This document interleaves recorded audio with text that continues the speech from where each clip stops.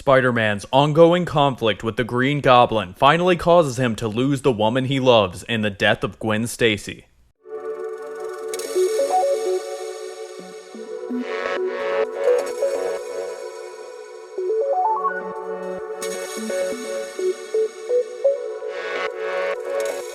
What's up guys, Roman from RNS Entertainment here, and welcome to another episode of Comic History, the weekly video series where I give epic retellings and explain the iconic storylines, origins, and events in the world of comics. In this video, we're going to be talking about the Night Gwen Stacy Died, a two-part storyline that ran in Amazing Spider-Man number 121 and number 122 in 1973. That not only changed Spider-Man forever, but changed the entire landscape of the comic book industry at the time, helping to end the Silver Age of comics and begin to usher in the darker, deadlier, and more modern Bronze Age. In 1973, killing off a character like Gwen Stacy, who was in a steady relationship with the main character of an incredibly popular ongoing series, was unheard of, which, in addition to it being a well-written and solid Spider-Man story, and a pivotal moment for the Peter Parker character, helped cement it as one of the most well-known and important comic storylines of all time. Writer Gerry Conway, along with editor Roy Thomas and inker John Romita Sr., first proposed the idea of killing Gwen Stacy to Stan Lee as a way to both reinforce the core concept of Spider-Man's tragedy in his life defining his character,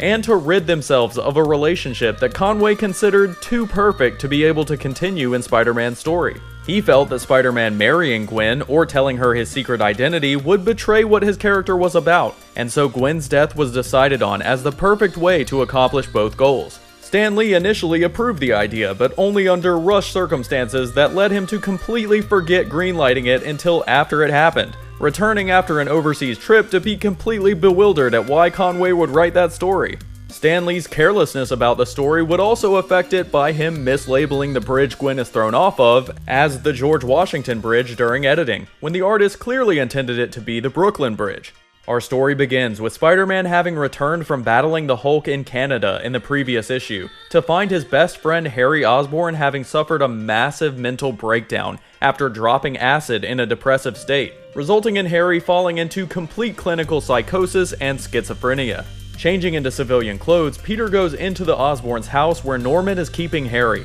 not allowing him to go to a hospital to keep his breakdown from getting out to the public. Suddenly, Norman grabs Peter before he can get to Harry, screaming at him to get out and to stay away from his son. As Norman screams at Peter that it's his fault repeatedly, Peter remembers back to their last confrontation in very different guises, with Spider-Man and Goblin's battle resulting in Norman forgetting both Spider-Man and his own secret identities, and wondering if Norman's amnesia is beginning to fall apart. After summarily kicking Peter, Gwen, and Mary Jane out of the house, Norman shows more of his mental collapse while screaming on the phone about his company hemorrhaging money, with Harry shakily stumbling out of the bedroom and trying to talk to his dad. As Harry wails about everything Norman built falling apart, he collapses again as Norman calls his personal doctor back to his bedside.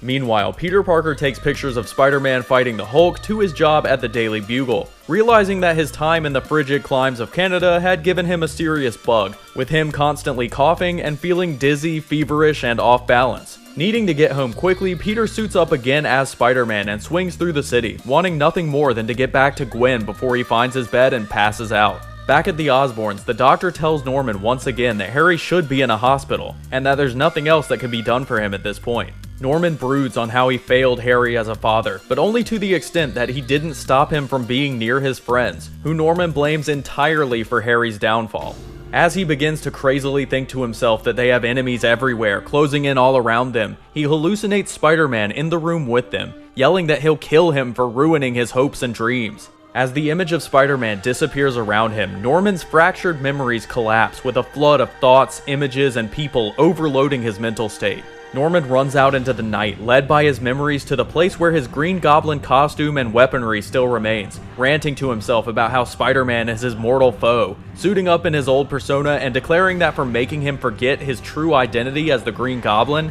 Spider-Man must die. Flying into the city on his glider, Goblin appears outside of the window of Peter's apartment, where Gwen Stacy still waits for him to get home. Feverish and barely able to keep his balance while web-slinging, Spider-Man makes his way across the city and gets to his apartment, finding Gwen's purse, which Peter bought her for Christmas, on the ground with a pumpkin bomb-esque jack-o'-lantern sitting on top as a message. Knowing that Norman's mental state must have collapsed and that Gwen was in danger, Spider-Man heads into the city with only his spider sense to help him locate Osborn, eventually being led to the George Washington Bridge, which again is supposed to be the Brooklyn Bridge but was mislabeled during editing. Greeting him from the top of the bridge and calling him Parker, Green Goblin tells Spider-Man that he wants him dead, threatening to kill Gwen Stacy as well if he doesn't give himself up. Dodging pumpkin bombs and realizing how serious Goblin is, Spider-Man makes his way up the bridge, though his cold still heavily impedes him and makes even balancing and maneuvering difficult. Green Goblin rams Spider-Man with his glider, and Spider-Man responds by shooting a web line at Goblin's back, planning to end things as quickly as possible and retreat.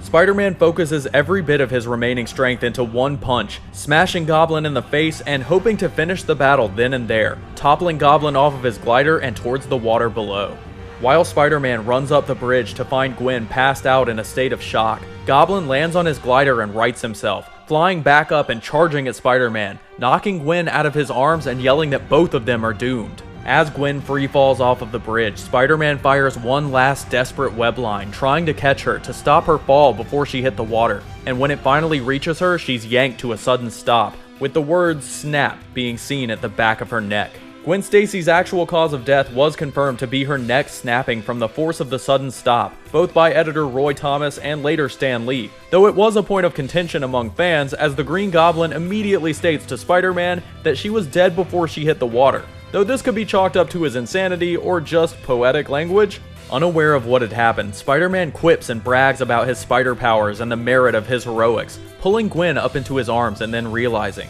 Gwen Stacy was dead. Grieving and in denial, Spider-Man screams out that she can't be dead, that he saved her, with his anguished cries petering off as Goblin suddenly screams out in mockery, telling Spider-Man that death would come to him much more quickly and violently. Still holding Gwen's body in his arms, Spider-Man yells out to the Green Goblin in what would go on to be one of the most iconic comic pages of all time, that for killing the woman he loves, Spider-Man would destroy him slowly, that he would keep going until Goblin begged him to stop, and that Green Goblin had to die.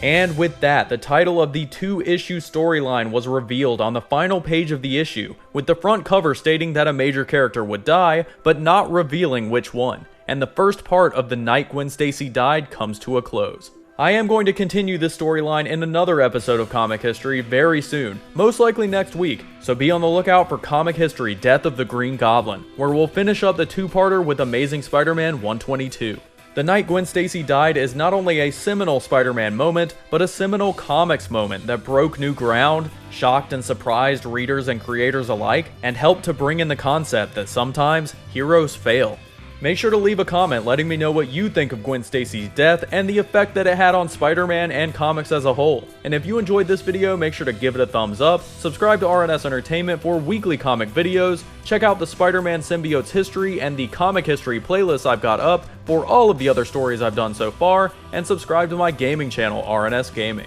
The Comics Crossover podcast will also be airing Tuesday of this week, so make sure to tune in live where myself and Jim from ComicsExaminer.com will be discussing comics, movies, and more, and as always answering your questions live. That's it for today's video, guys, and I'll see you all next time.